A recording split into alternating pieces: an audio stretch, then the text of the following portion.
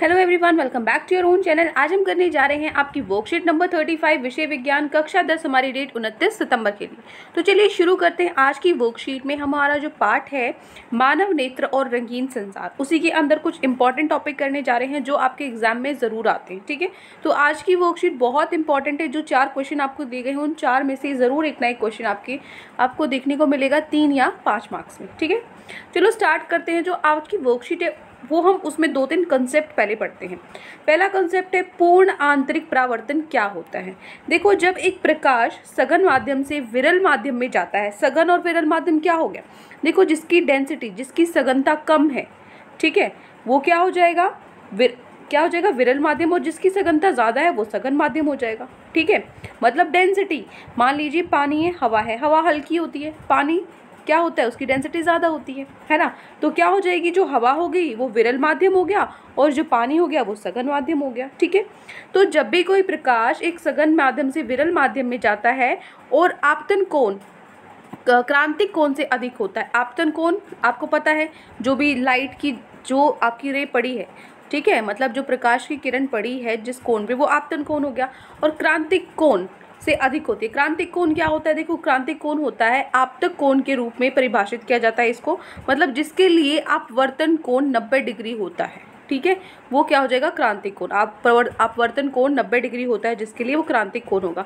तो इससे ज़्यादा होना चाहिए आपतन कोण। ठीक है, तो जो प्रकाश सघन माध्यम में परावर्तित हो जाएगा, ठीक है, तो इसे पूर्ण आंतरिक परावर्तन के रूप में जाना जाता है। तो इसकी 2 चीज़ें मेन हैं। पूर्ण आंतरिक परावर्तन की स्थिति कौन सी जो अभी हमने ऊपर पढ़ी, पहली जो प्रकाश है वो सघन से विरल माध्यम में जाना चाहिए, और दूसरी आपतन कोण क्रांतिक कोण से बड़ा होना चाहिए। ठीक है, तो ये 2 आपकी इम्पॉर्टेंट और मतलब जो आंतरिक परावर्तन के लिए स्थिति है जो चाहिए हमें। ठीक है, अब इस पे आधारित कुछ कॉन्सेप्ट हम करेंगे। सबसे पहले वायुमंडलीय अपवर्तन।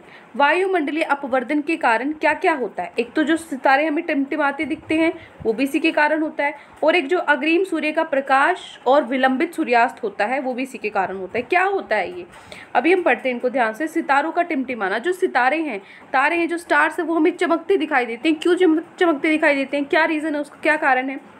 तो देखो, जब तारे का प्रकाश वायुमंडल में प्रवेश करता है तो यह अपवर्तन से गुजरता है।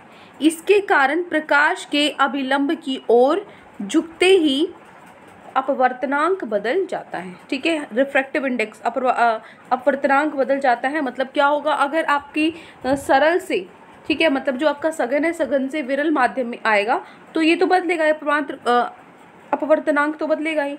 ठीक है, तो इसके कारण आप देखो जो तारों की स्पष्ट स्थिति है ना, वो वास्तविक स्थिति से थोड़ी भिन्न दिखाई देती है। जहाँ पे वो एक्चुअल में होता है ना, वहाँ नहीं दिखाई देता, उससे अलग दिखाई देता है। ठीक है, तो चूंकि जो पृथ्वी के वायुमंडल की भौतिक स्थितियाँ स्थिर नहीं है, थोड़ा थोड़ा जैसे जैसे आप ऊपर जाते जाओगे अलग अलग आपको स्थिति देखने को मिलेगी। तो इस कारण तारों की स्पष्ट स्थिति क्या होती है, बदलती रहती है, और बदलती रहती है स्थिति, इसलिए हमें वो क्या करते दिखाई देते हैं, चमकते हुए टिमटिमाते नजर आते हैं। ठीक है, ये हो गया आपका फर्स्ट क्वेश्चन, सितारों का टिमटिमाना क्यों होता है। ठीक है, दूसरा है अग्रिम सूर्य का प्रकाश और विलंबित सूर्यास्त। इसमें क्या होगा, जो सूर्य है वास्तविक सूर्य उदय से 2 मिनट पहले दिखाई देता है और सूर्यास्त वास्तविक सूर्यास्त होने के 2 मिनट बाद दिखाई देता है। ऐसा क्यों होता है, मतलब सूर्य उदय होने से पहले ही हमें 2 मिनट पहले दिखाई देता है और अस्त होने के बाद भी हमें 2 मिनट तक बाद तक दिखाई देता है। ऐसा होता है वायुमंडलीय अपवर्तन के कारण। ठीक है, जो अभी हमने पढ़ा था ऊपर। उसके बाद आता है टिंडल प्रभाव। क्या होता है टिंडल प्रभाव, तो हम केमिस्ट्री में भी पढ़ चुके हैं ना। टिंडल प्रभाव क्या होता है, जब हमने पढ़े थे कि कोलॉइडल कण के अंदर कैसे जो बीम होती है, प्रकाश की किरण है, अगर हमें दिखाई पड़ती है तो टिंडल प्रभाव होता है ना, वही सब है इसमें भी। तो क्या होता है टिंडल प्रभाव, जब प्रकाश की किरण पानी की छोटी बूंदों, धूल के निलंबित कणों आदि से, जिन्हें कोलॉइडल कण कहा जाता है, टकराती है तो किरण का मार्ग दिखाई देता है। ठीक है, इसे टिंडल प्रभाव के नाम से जाना जाता है। तो प्रकीर्णित प्रकाश का रंग कोलॉइडी कणों के आकार पर निर्भर करता है। बहुत महीन कण मुख्य रूप से नीले प्रकाश को बिखेरते हैं, जबकि बड़े आकार के कण लंबी तरंग दैर्ध्य के प्रकाश को बिखेरते हैं। ठीक है, जिसकी क्या होता है, मतलब आपको, आप मान लीजिए कोई भी सॉल्यूशन है, ठीक है ना, आपने कोई पानी ले लिया है, पानी के अंदर से अगर वो सॉल्यूशन होगा, विलयन होगा, ठीक है, तो उसमें से अगर आप प्रकाश की किरणें आपको दिखाई देती हैं, नहीं दिखाई देती या फिर दिखाई देती हैं। ऐसे ही विलंबन में और ऐसे ही कोलॉइडल में भी दिखाई देती है ना। जब आप प्रकाश की किरणें आप पानी की छोटी छोटी बूंदों से क्या होती हैं, दूर उसमें जो कण होते हैं उनसे निलंबित हो जाती है, टकराती है और किरण का मार्ग हमें दिखाई पड़ता है। इसको हम क्या बोलते हैं, टेंडर प्रभाव बोलते हैं। तो अब इस पे बेस्ड क्वेश्चन कैसे हैं, जैसे आकाश का रंग नीला क्यों दिखाई देता है, ठीक है, क्यों ब्लू दिखाई देता है। तो देखो, जो प्रकाश के प्रकीर्णन के कारण आकाश का रंग नीला दिखाई देता है। जब सूर्य का प्रकाश वायुमंडल से होकर गुजरता है तो हवा के महीन कण लाल रंग की अपेक्षा नीले रंग को अधिक मजबूती से बिखेरेंगे, ठीक है।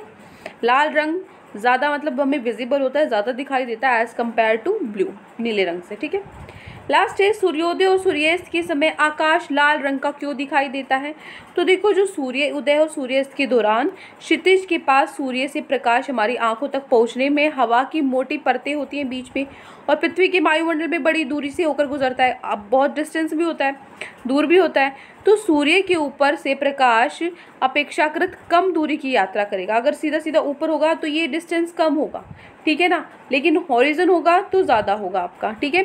तो जिसके परिणाम स्वरूप सूर्य का श्वेत रंग दिखाई देता है। दूरी कम होती है, श्वेत रंग दिखाई देता है। लेकिन क्षितिज के पास अधिकांश नीली रोशनी और छोटी तरंग दैर्घ्य कणों द्वारा दूरी बिखरी है, ठीक है, दूर बिखरी हुई है। इसलिए हमारी आंखों तक पहुंचने वाला प्रकाश लंबी तरंग दैर्घ्य का होता है, इसलिए हमें लाल रंग का दिखाई देता है, ठीक है। ये हो गया आपका सूर्योदय सूर्यास्त में क्यों लाल दिखाई देता है। और यहाँ पे ये डायग्राम भी है, ये भी आप बना सकते हो। 5 मार्क में ये क्वेश्चन आपका आ सकता है। अब हम चलते हैं हमारे क्वेश्चन आंसर पे। तो आज की वर्कशीट में आपको ये 4 क्वेश्चन दिए गए हैं। क्या करना है आपको, निम्नलिखित परिघटना का वर्णन करें। सबसे पहले बताना आपको सितारों का टिमटिमाना, ये आपको एक्सप्लेन करना है। तो इसका ए पार्ट, ठीक है, ए पार्ट का आंसर क्या होगा, सितारों का टिमटिमाना, जो अभी हमने पढ़ा था। आज लिखने की ज़रूरत ही नहीं है क्योंकि बिल्कुल A to Z सारा डायरेक्ट आपको दिया हुआ है, ठीक है, इसीलिए मैंने यहाँ पे आपको लिखवाया नहीं है। तो सितारों का टिमटिमाना यहाँ से लेके यहाँ तक, ये क्या हो जाएगा आपका जो आंसर है ए पार्ट का हो जाएगा, ठीक है ना।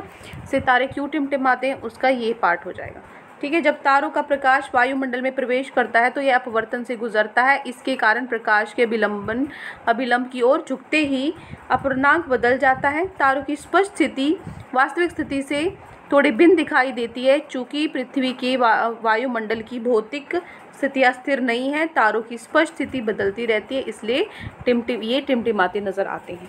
ये है आपका आंसर नंबर ए। क्लियर हो जाएगा, कोई डाउट यहाँ तक, ठीक है। कुछ नहीं करना है, बस सीधा सीधा आपको यहाँ से यहाँ तक लिखना है ए पार्ट में। आगे बढ़ते हैं बी पार्ट। बी पार्ट क्या कहता है, आपको बताना है कि आकाश का नीला रंग क्यों होता है। बी पार्ट का आंसर, क्यों नीला दिखाई देता है, अभी अभी हमने किया था, आकाश क्यों दिखाई देता है नीला, ये रहा आपका आंसर। प्रकाश के प्रकीर्णन के कारण आकाश का रंग नीला दिखाई देता है। जब सूर्य का प्रकाश वायुमंडल से होकर गुजरता है तो हवा के महीन कण लाल रंग की अपेक्षा नीले रंग को अधिक मजबूती से बिखेरते हैं, ठीक है। ये हो जाएगा आपका आंसर बी, ठीक है, कि आकाश हमें नीला क्यों दिखाई देता है, ठीक है। ये तो छोटा सा है, बिल्कुल क्लियर है, यहाँ तक हो जाएगा, कोई डाउट। कुछ नहीं करना, बस आपको यहाँ से यहाँ तक लिखना है, ठीक है, यहाँ से यहाँ तक लिखना है बी में। क्लियर, आगे चलते हैं सी पार्ट। सी में क्या है, सूर्य उदय और सूर्यास्त के समय सूर्य का लाल रंग का दिखना। क्यों लाल रंग दिखाई देता है सूर्योदय और सूर्यास्त के टाइम पे, ये अभी यहाँ पर अभी हमने किया था, जो ये आपका आंसर है। सूर्योदय और सूर्यास्त के दौरान क्षितिज के पास सूर्य के प्रकाश हमारी आंखें तक पहुंचने से पहले हवा की मोटी परतों और पृथ्वी के वायुमंडल से बड़ी दूरी से होकर गुजरता है। सूर्य के ऊपर से प्रकाश अपेक्षाकृत कम दूरी की यात्रा करेगा, जिसके परिणाम स्वरूप सूर्य का श्वेत रंग दिखाई देगा। क्षितिज के पास आकाश नीली रोशनी और छोटी तरंग दैर्घ्य कणों द्वारा दूर बिखरी है, इसलिए हमारी आंखों तक पहुँचने वाली प्रकाश लंबी तरंग दैर्घ्य का होता है, इसलिए लाल रंग दिखाई देता है, ठीक है। ये क्या है आपका सी पार्ट है, आंसर किसका है, सी पार्ट का है। आज तो लिखवाने की ज़रूरत नहीं है ना, क्योंकि बिल्कुल डायरेक्ट यहीं से है, कुछ बीच में कट नहीं करना, कुछ कहीं कहीं अलग जगह नहीं है, एक ही जगह आपका आंसर है, ठीक है। क्योंकि ऐसे ही यहाँ लिखा है, ऐसे ही मुझे नीचे लिखना है, ठीक है। तो ये हो जाएगा आपका सी पार्ट। कहाँ से कहाँ तक ये आपको लिखना है, किस में, ये आपको लिखना है आपके सी पार्ट में, ठीक है, आंसर सी। क्लियर, और ये डायग्राम भी बना लेना, ठीक है, ये डायग्राम भी बना लेना, ये 5 मार्क्स में आपका क्वेश्चन आ सकता है। आगे बढ़ते हैं लास्ट क्वेश्चन पे। डी पार्ट है आपका अग्रिम सूर्योदय और विलंबित सूर्यास्त, इसका बताना है क्यों दिखाई देता है 2 मिनट पहले 2 मिनट बाद। तो देखो डी पार्ट का क्या लिखोगे, ये रहा आपका आंसर डी। क्या लिखोगे, सूर्य वास्तविक सूर्योदय से 2 मिनट पहले दिखाई देता है और सूर्यास्त वास्तविक सूर्योदय होने के 2 मिनट बाद दिखाई देता है, यह वायुमंडल अपरिवर्तन के कारण होता है। ये है आपका आंसर डी पार्ट का। ठीक है, सो ये क्वेश्चन आज आपको दिए गए थे, 4 क्वेश्चन थे। डी पार्ट भी समझ में आ गया आपको। बस ये बॉक्स के अंदर जो है, एक मिनट, बॉक्स के अंदर जो है ये है जो, ये बस आपको लिखना है किसमें, डी पार्ट में। ठीक है, तो ये 4 क्वेश्चंस दिए गए थे। आई होप आपको चारों के उत्तर आपको मिल चुके हैं। कोई भी डाउट है किसी भी क्वेश्चन में तो कमेंट सेक्शन में आप मुझसे पूछ सकते हैं। और अगर आपको लेक्चर अच्छा लगे तो चैनल को सब्सक्राइब कर सकते हैं, वीडियो को लाइक कर सकते हैं। आज के लिए इतना ही, मिलते हैं नेक्स्ट वीडियो में। Till then take care, bye bye.